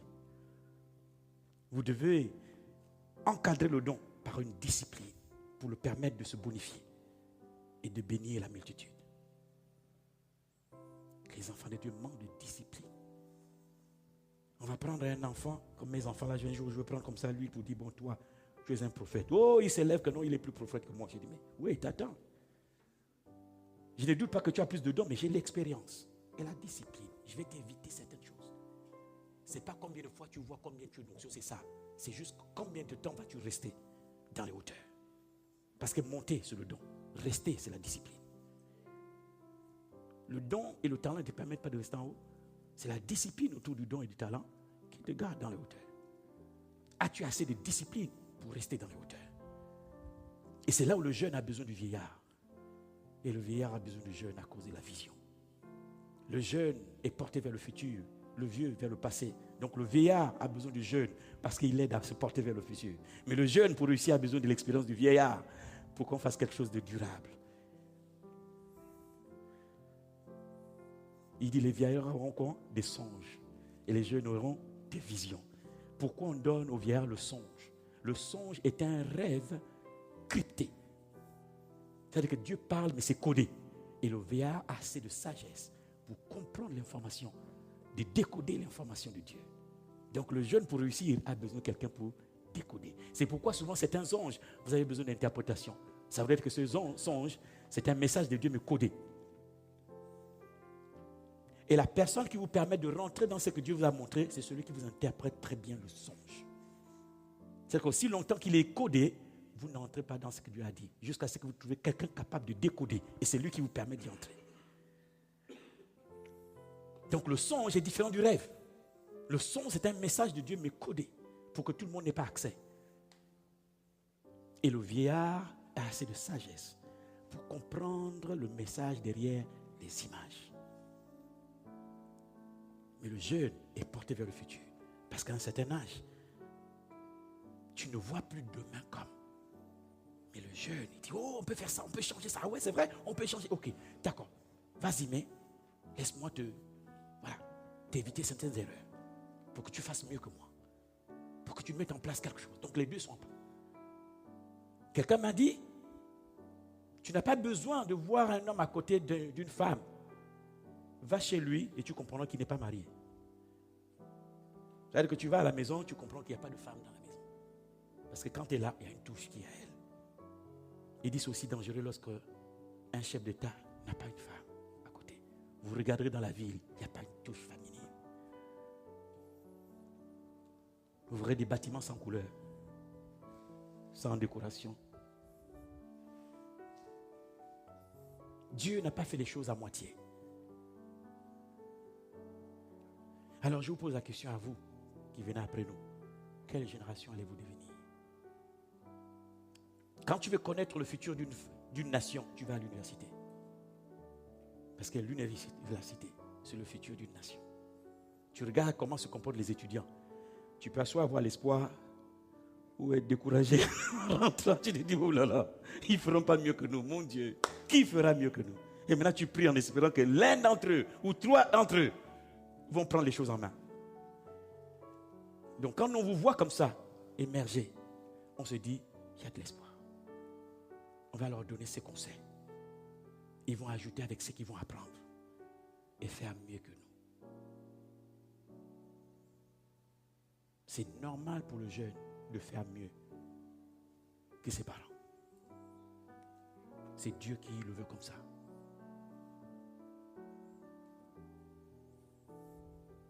J'espère que tu m'as compris ce matin. Et va et n'oublie pas ce conseil. Parce que nous représentons Dieu, pas seulement en priant, mais notre vie est un message. Cette douleur que tu peux avoir, Dieu sait que tu as la douleur, il sait. Reste à un moment donné, quand tu as du temps, quand tu n'as rien à faire, mets-toi même au sol, comme canapé, ou à genoux, comme tu veux. Et reste là 5 minutes, calme, avec ces douleurs devant lui. Reste là. N'agis pas partout, oh j'ai la douleur. Non, attends, va avec lui. Prends 5 minutes, tu dis, papa, I'm suffering, je souffre. Seigneur, fais ça chaque jour, 5 minutes. Et il viendra exactement à cet endroit où tu donnes 5 minutes. Dans les 5 minutes, il va commencer à te rencontrer. Il ne vient que quand tu es fidèle à un endroit où tu l'invoques. Et il fait dans cet endroit votre endroit de rencontre.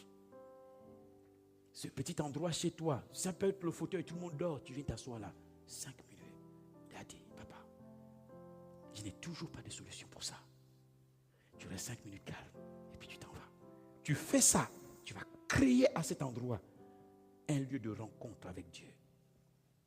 Il peut te parler partout, mais parfois tu as tellement à faire que tu n'entends pas. Donc trouve un moment, 5 minutes, 10 minutes, où tu es avec Dieu et deviens fidèle à cet endroit. Un jour, un homme, il allait dans une maison non inachevée et il priait. Oh Seigneur, change ma vie, change ma vie, change ma vie, change ma vie. Oh ma vie, ma vie. Il le faisait tellement qu'un jour, il arrive à cet endroit, il trouve Jésus assis. Et Jésus lui dit, je suis Jésus. Ah, il a failli tomber dans les pommes. Ressaisis-toi, assieds-toi. Tu as dit que je dois changer. Et c'est une histoire vraie. Il dit, fais ça pour changer ta vie. Mais n'oublie pas, tu ne dois pas oublier notre lieu de rendez-vous. Tu as créé cet endroit pour que toi et moi, on se retrouve. Donc je vais t'aider à sortir, mais je dois continuer à te dire comment gérer et jusqu'où tu vas aller. Le monsieur, il a essayé, ça a explosé en une année. Il est devenu un homme important, ça allait. Mighty God. Et ensuite, il a oublié dans son agenda d'honorer l'endroit où il devait rencontrer celui qui a donné le projet. Et ça, c'est le problème des enfants de Dieu. Et c'est une histoire vraie. C'est un frère. C'est lui-même qui témoigne. Il a fait 1 an sans aller à l'endroit. Mais tous les jours, à la même heure, Jésus était assis. Parce qu'il est fidèle à lui-même. Il n'est pas fidèle parce que tu es fidèle. C'est pourquoi on l'appelle le fidèle. 1 an après, l'entreprise commence à avoir des problèmes. Il dit non, je vais me ressaisir. 1 an et demi.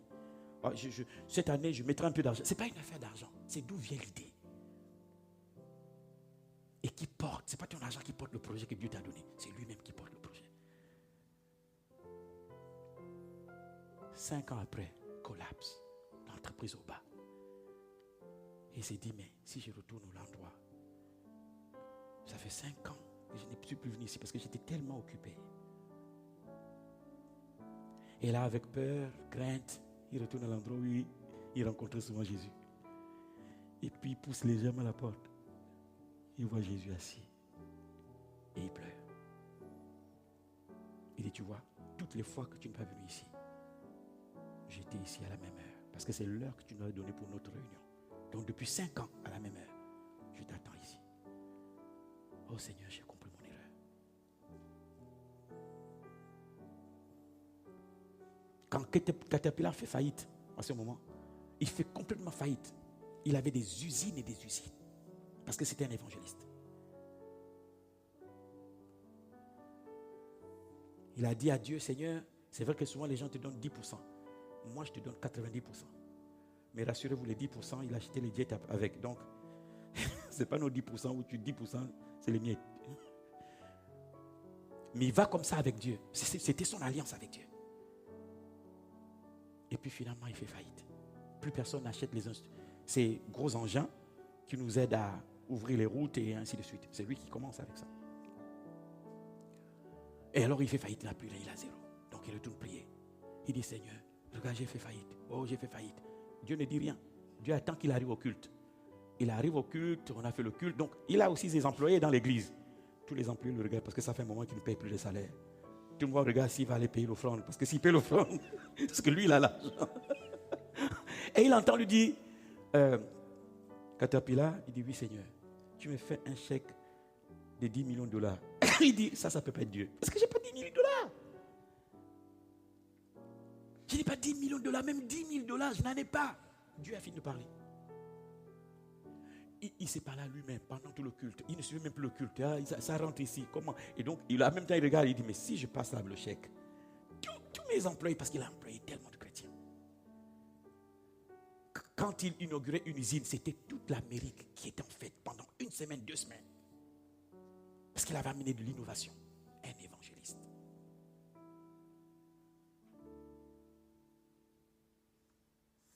Alors il fait le chèque par obéissance, mais il sait que c'est un chèque en bois.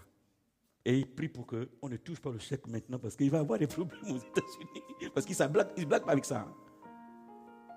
Il ne blague pas avec ça. Mon compte PayPal de l'entreprise aux États-Unis, une de mes collaboratrices a demandé à ses parents d'envoyer 100 € dedans.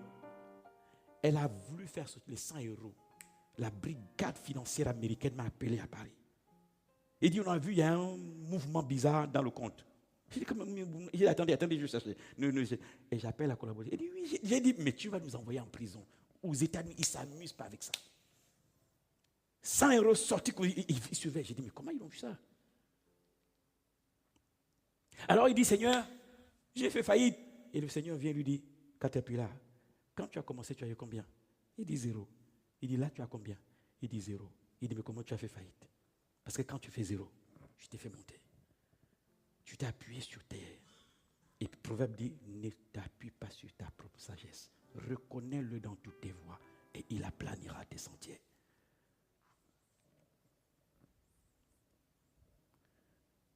Et il dit à Caterpillar dépose le chèque. Donc, tu vois que les chrétiens vont dire, oh, c'est sûr que l'argent est rentré, donc on l'attend à la fin. Il est parti avant la fin du culte. Donc, il sort avant la fin du culte pour s'enfuir.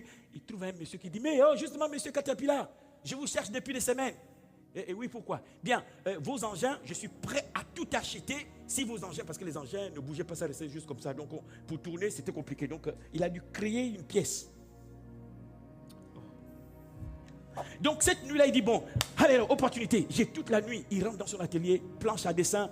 Il faut que je trouve cette pièce pour essayer d'innover mes machines et tout le reste. Et puis, il entend le Seigneur, il dit, Caterpillar, il dit, oui, Seigneur. Il dit, il y a une campagne d'évangélisation, va aider les enfants. Il dit, va aider les enfants. Découragé, il sait qu'il ne peut plus travailler sur la pièce. Donc, il s'en va. Ça a pris l'évangélisation, a pris toute la nuit. Il avait rendez-vous à 9h. Et à 6h, 7h du matin, il rentre à la maison complètement découragé. Il attend le monsieur pour lui dire, c'est pas la peine, continuez votre chemin. Mais je reste avec mes machines. Donc, il arrive, 7h, 7h30 à la maison, il s'allonge sur son lit. Il va dormir un peu en attendant le rendez-vous. Il entend le Seigneur lui dire, Caterpillar. Il dit, oui Seigneur. Il dit, qu'est-ce que tu fais sur le lit? Il dit, j'attends le monsieur. Il dit, lève-toi. Va sur la planche à billets. Va sur la planche à dessin. Il a fait ce croquis en 30 minutes sous inspiration. Et aujourd'hui, tous ceux qui créent cette entreprise ne peuvent pas modifier la pièce. Elle reste la même. 30 minutes, son entreprise est remontée. Inspirée par l'au-delà. Les témoignages comme ça m'ont boosté. J'ai dit, hey, I can. Pas parce que j'ai plus d'argent que tout le monde, mais avec Dieu. Le peu que je commence avec lui peut devenir quelque chose de grand.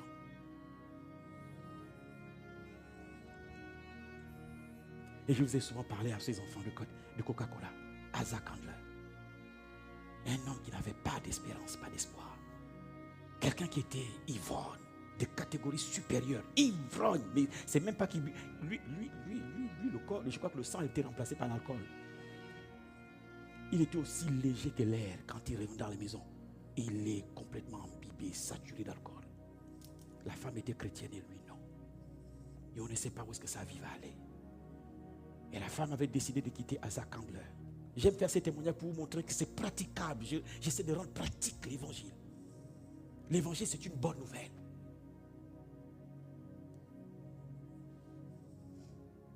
La femme en avait assez parce qu'il battait sa femme. Tous les jours que Dieu a fait la sœur en Christ était sous bastonnade.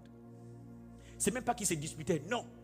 Il aimait la bastonner. Donc c'est un gars qui, oh, c'est l'allégresse. Allez, viens ici. Allez, la sœur a dit, bon Dieu, tu as dit que dans la Bible que si on se sépare d'un non-croyant, il n'y a pas de souci. Donc moi, Isaac, lui et moi, c'est fini. Et Dieu dit à sa femme, il dit, ma fille, il me dit oui, qu'est-ce que tu veux? J'ai dit, elle dit, le mari que j'ai me bat. C'est pas qu'il boit seulement, c'est encore, mais il me bat tous les jours, depuis qu'ils sont mariés, tous les soirs, il bat sa femme. J'en ai marre, je quitte le foyer. Et puis le Seigneur lui dit, ma fille, le problème c'est que tu ne le vois pas comme moi je le vois. Tu ne vois que ses erreurs, mais tu ne vois pas son futur que je connais. Kato Barish. Il dit, mais comment? Lui là, il a un futur. Il dit, Seigneur, moi je pense que lui, il ne voit plus rien. Il dit, alors tu vas m'aider à lui permettre d'y entrer. Il dit, mais comment je fais? Il me dit, désormais quand tu pries, tu ne dis que c'est qu'il n'est pas. Parce que tu veux le voir chez lui. Et elle cite les choses qu'elle voulait voir dans son mari, mais qui n'était pas là. Elle n'a pas parlé à son mari. Alors elle s'est fait un programme avec Dieu et elle a été disciplinée pour ça. Tous les jours, elle est à cet endroit de prière. Elle disait, Seigneur, je te remercie de m'avoir donné un mari qui ne me boit pas et de m'avoir donné un mari qui ne me bat pas. Elle citait tellement de choses qu'il n'avait pas et elle a pris l'habitude. Alors ce jour-là, on ne sait pas combien d'années après, le mari, il rentre encore, il est complètement ivre. Hey, Elisabeth, oh. Et il entend, et comme nous les chrétiens, quand on est parti dans l'intercession, on est parti. Donc tout le monde entend. Donc il entend de lui, la femme dit, oh Dieu, je te remercie, tu m'as donné un mari qui ne boit pas. Lui, il est ivre. Je dis, mais, donc cette femme-là, quand je parle, elle saura les gens derrière, mais parce qu'elle dit à son Dieu, son Dieu lui a donné un mari qui ne boit pas. Moi, je bois. Donc il rentre, maintenant il est furieux. Là, il est monté à des degrés. Il a chauffé la fournaise à 7 degrés. Il rentre, il pousse la maison. Hey, viens ici, Elisabeth. Elle descend en courant. Bon, donc, toi, tu es une femme adultère. Il dit, mais pourquoi? Tu as dit à ton Dieu, je t'ai entendu dire, qui t'a donné un mari qui ne boit pas? Je ne bois pas, je bois, donc c'est pas moi. Un mari qui ne te bat pas, moi je te bats, donc il n'est pas question de moi. Il a cité. La femme a dit, mais chérie, il dit, donne-moi à boire. Et finalement, elle se rend compte que, portée par la prière, elle a oublié de ravitailler la maison en liqueur. Et elle dit, Betty, pas possible. Comment je vais m'en sortir? 1, il pense que je le trompe. 2, je n'ai pas ravitaillé la maison en boisson. 3, il est ivre. Chaque jour, j'ai de la bastonnade. Et là, je pense que là, c'est ma mort today. Elle fait un temps à la cuisine, elle tourne. Elle tourne, elle tourne, elle tourne, elle tourne, elle tourne, elle tourne, elle tourne. Et puis finalement, elle regarde dans son réfrigérateur, il y a le sirop grenadine. Et l'idée lui vient, il dit, bon, je vais mettre un peu d'eau, ça ferait comme rosé. Voilà. Le temps qu'il comprenne ce qu'il a avalé, c'est parti. C'est comme ça qu'elle pense en fait. Alors elle prend le sirop de grenadine, elle dose un peu, je ne sais pas comment elle a fait, et puis ça avait l'air d'être. Tu vois? Et comme il lui prenait coup sec, il dit le temps qu'il comprenne ce qu'il a avalé. C'est parti. Et donc elle l'amène. Dieu souvent il change les choses, parfois pas comme on attend. Il prend ça, il dit attends, on va s'expliquer. Il envoie. Alors il s'est écouté peut-être 30 secondes. Il essaie de comprendre ce qu'il vient d'avaler. Parce qu'il n'avait jamais pris de la sucrerie de toute sa vie. Donc il dit, mais qu'est-ce que c'est?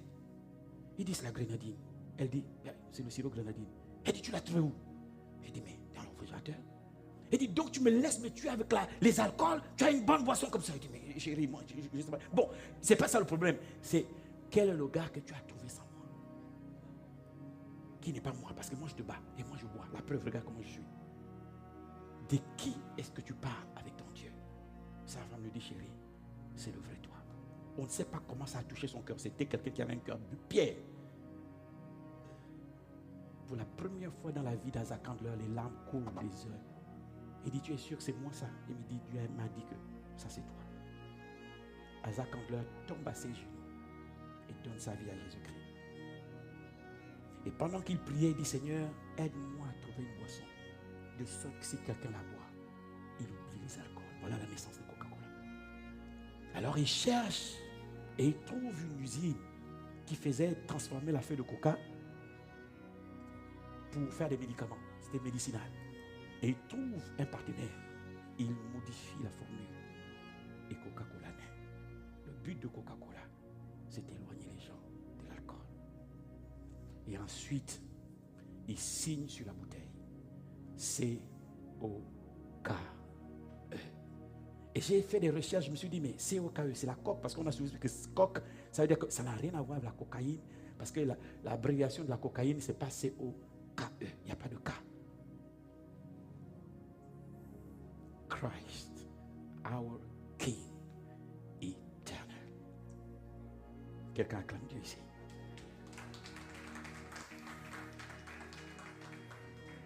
Et j'espère avoir boosté plus d'un qu'on peut faire. Et ne pas craindre d'échouer. Continue d'essayer. Et le jour où tu as réussi, tu auras l'expérience dans le domaine. Élève ta voix et prie avec moi. Le réveil, c'est ici ça. Où les enfants de Dieu vont pouvoir entrer dans certains domaines. Vont pouvoir inventer. Vont pouvoir créer. Le peu que tu fais va contribuer dans le royaume. Ne minimise pas ce que tu fais. Ce que tu fais est important pour Dieu. Fais-le. Tu n'as pas été à l'école, ce n'est pas un problème. Fais ce que tu peux faire et laisse Dieu t'aider à perfectionner, à améliorer. Caterpillar n'était il n'était même qu'un simple mécanicien. Il ne connaissait même pas la métallurgie. On ne sait même pas comment il est rentré dans la transformation du fer et modifier des trucs et faire un truc pareil. Dieu a dû intervenir chez le mécanicien pour changer la vie des mécaniciens. Dieu est capable et il est prêt à faire ça avec toi. Il n'aimait pas Isaac Lander pour plus que nous. J'évite de parler de ceux qui sont dans la Bible parce qu'ils sont très loin.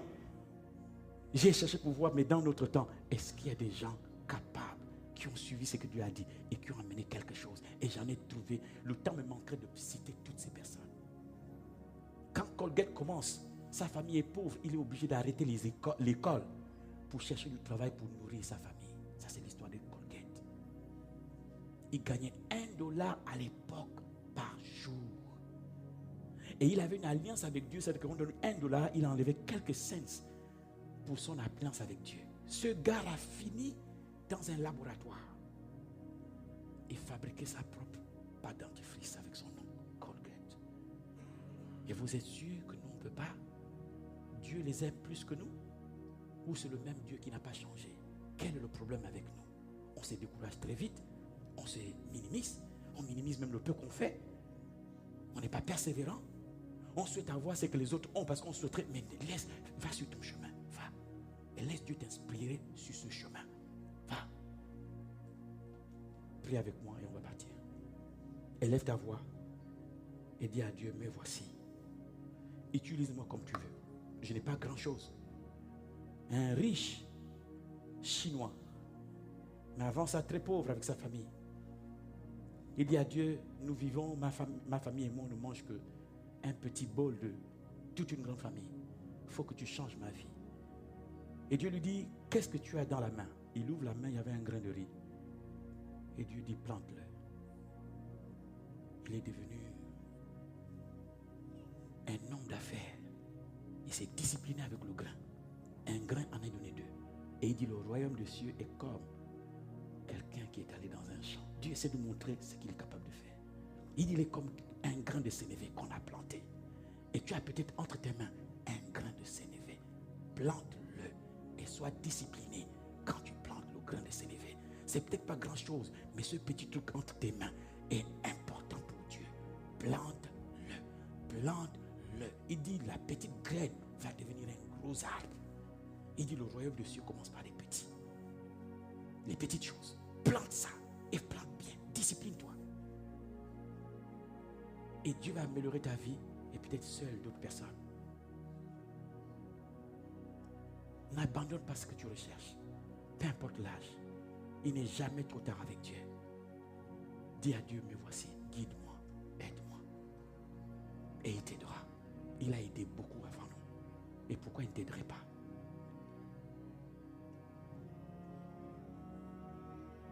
Élève ta voix.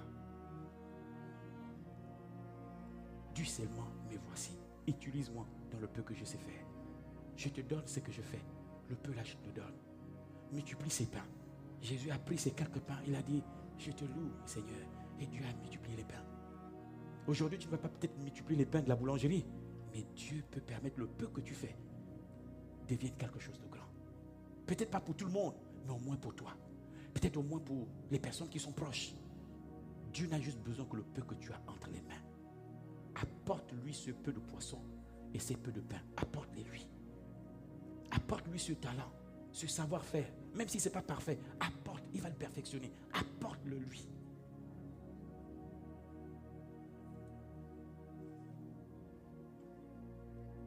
Avec Dieu, tout est possible. Il n'a pas dit que tout est facile. Tout n'est pas facile pour celui qui croit, mais tout est possible. Ça dit qu'on va rendre possible ce qui semble impossible. Il dit ça on peut faire, mais ça ne veut pas dire que ce sera facile. Persévère, maintiens le cap, fixe là où tu vas. Tu tomberas certainement en chemin. En chemin, tu trébucheras. En chemin, peut-être à un moment donné, tu vas mal faire. Tu vas peut-être échouer, mais ne perds pas de vue là où tu vas. Tu vas y arriver. Et je vais te laisser avec ça. Des gens t'ont blessé, des gens t'ont trompé. Et tu souffres, ton Dieu sait. Avance seulement sur ton chemin. Ils ne veulent plus t'écouter. Ils ne t'aiment pas assez. Dieu Seigneur, remplis mon cœur de ton amour. Ça me suffit. Quand j'ai grandi sans mon père. Et j'ai demandé à Dieu, sois mon père. Et je me comportais avec lui comme le père biologique. Je lui racontais mes histoires, je lui racontais ma journée. Je lui disais ce que je faisais à l'école. Je lui disais ce que j'allais faire. Ma prière, c'était lui raconter ma journée, ce que j'ai fait, les notes, si j'ai mal fait quelque chose à l'école. C'était comme ça ma relation, je priais comme ça. Et Dieu a accepté cette relation. Et j'ai commencé à vivre et j'étais en paix. Que le père soit là ou pas, j'étais en paix. Pas aigri, il a tout enlevé. J'étais dans la joie. Et ça m'a permis de terminer mes études. Sinon, je commençais à prendre une tangente. Je commençais à ne plus aller à l'école. J'étais révolté. C'était difficile pour moi, j'étais blessé. Non seulement le père n'est pas là et je suis fils unique et je ne comprends. Et la maman n'est pas là. On m'a donné, j'ai grandi avec d'autres personnes et les paroles n'étaient pas toujours bonnes si Dieu ne faisait rien.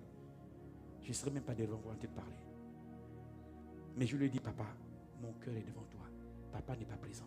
Maman n'est pas présent. C'est d'autres personnes qui sont en train de m'élever. C'est même pas parce qu'ils m'aiment, mais ils se sentent obligés de le faire. Et je n'ai pas toujours la parole que je souhaiterais avoir. Je ne demande pas l'argent. Je voulais juste qu'on m'encourage. Qu'on me dise, ça va, tu es rentré, tu as mangé. C'est tout ce que je voulais. Mais ce n'était pas là. J'ai dit, mon Père qui est dans les cieux, help me. Et quand il a rempli mon cœur, je me suis senti tellement fort pour continuer.